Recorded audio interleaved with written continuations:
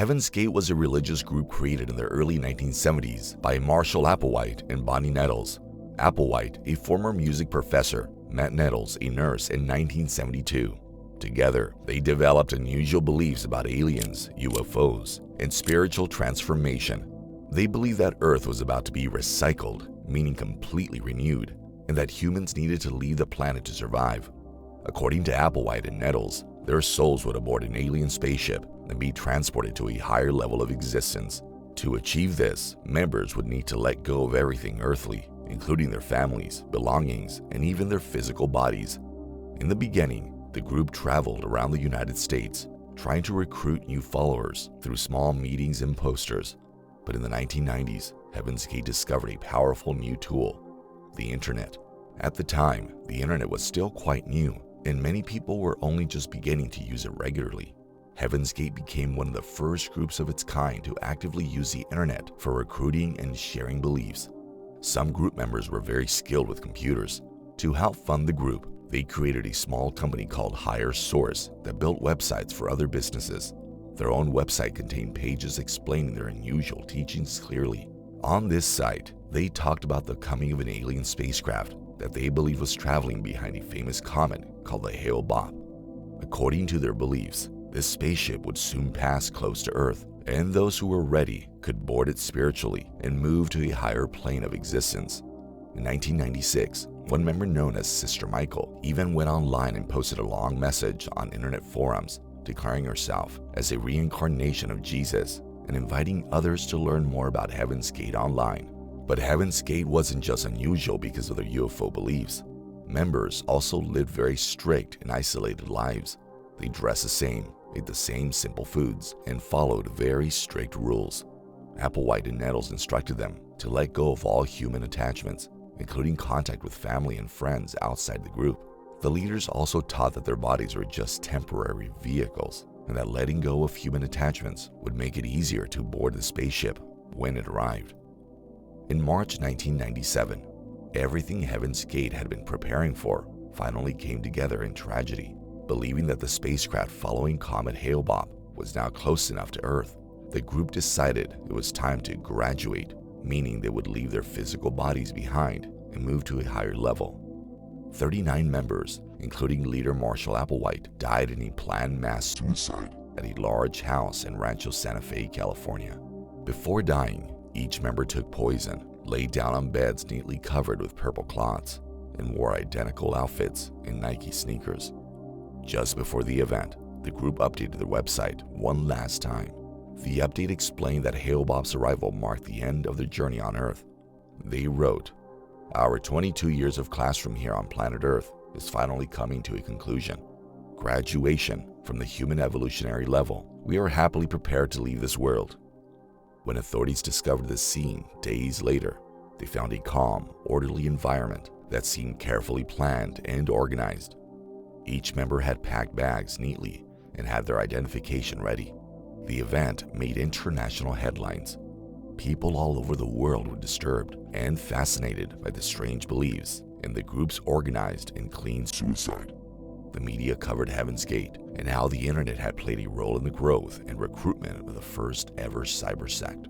Some people began discussing the potential dangers of groups using online platforms to attract followers who felt isolated, vulnerable, or alone.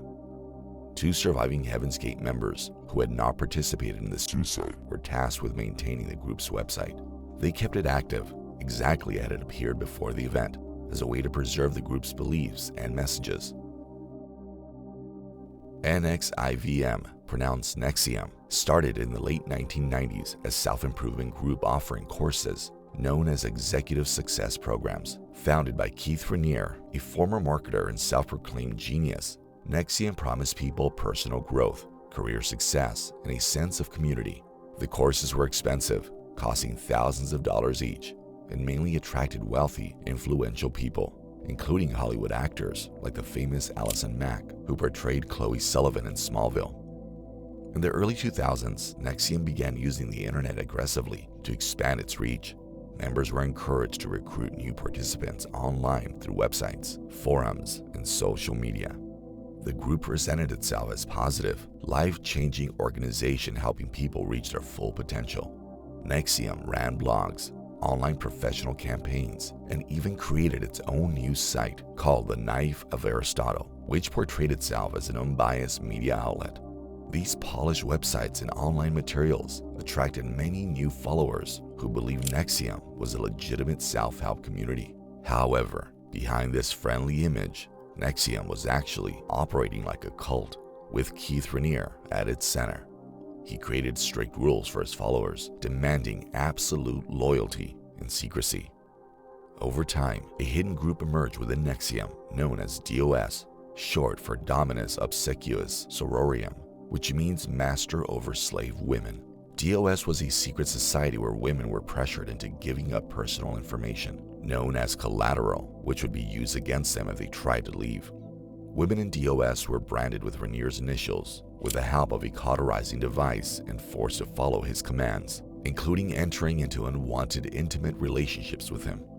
By the mid-2010s, people who left NXIVM started speaking out online. They used forums, blogs, and social media to share their stories about manipulation and abuse within the group. Eventually, journalists from major outlets began investigating NXIVM.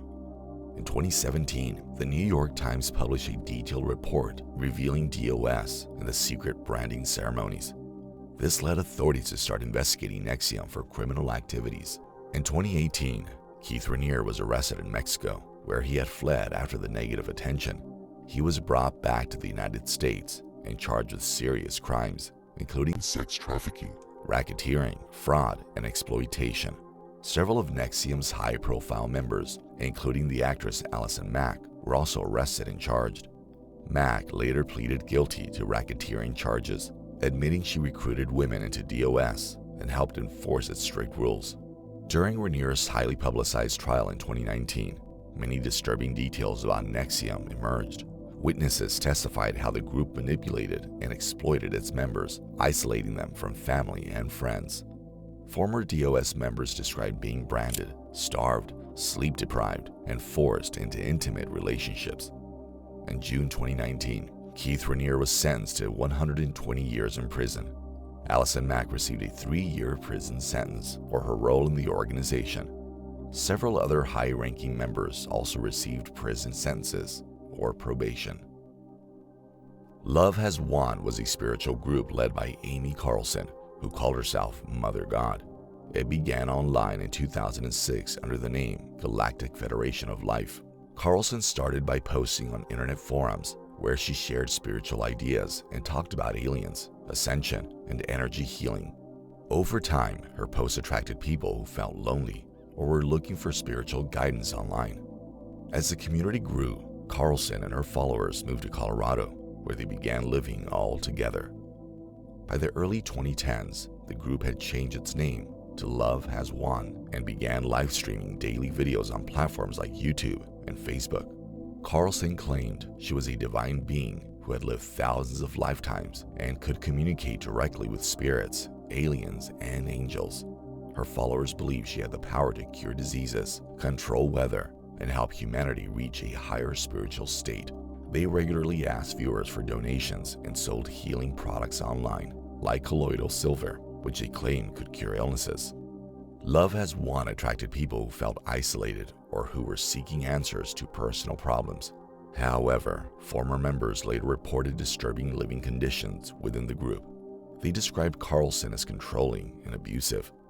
Followers had strict rules, including limited sleep, restricted diets, and limited contact with friends or family outside the group. Carlson herself regularly drank alcohol, but her followers were expected to remain sober and fully obedient. Over time, Carlson's behavior grew more erratic and concerning. During live streams, she appeared unhealthy, intoxicated, and sometimes verbally abusive to her followers. The group combined spiritual beliefs with conspiracy theories, claiming evil forces control the world. They promised that a great awakening would soon happen, where humanity would reach a higher state of consciousness. These messages often appealed to people feeling lost or unhappy with their lives. In 2020, Love Has Won made headlines after traveling to Hawaii. Carlson declared herself the reincarnation of Pele, the Hawaiian goddess of volcanoes.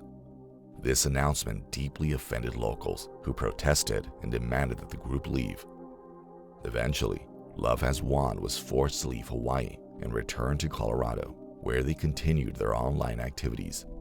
Then in April 2021, Love Has Won became the focus of international news after Amy Carlson was found dead.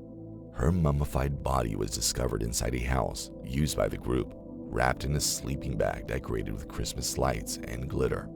Carlson had reportedly died weeks earlier, but her followers did not report it.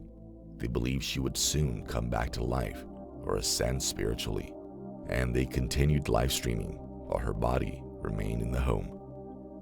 Authorities were called to the scene after a follower alerted police. Several group members were arrested, although major charges were later dropped. An investigation revealed Carlson likely died due to alcohol abuse, poor health, and consuming colloidal silver, the very product she and her group had promoted as a cure. After Carlson's death, Love Has Won collapsed. Followers either left the group or attempted to continue under new names. However, without their leader, the group's influence and online presence faded. If you found this video interesting, don't forget to like and subscribe for more deep dives into internet mysteries and disturbing cases. Stay safe.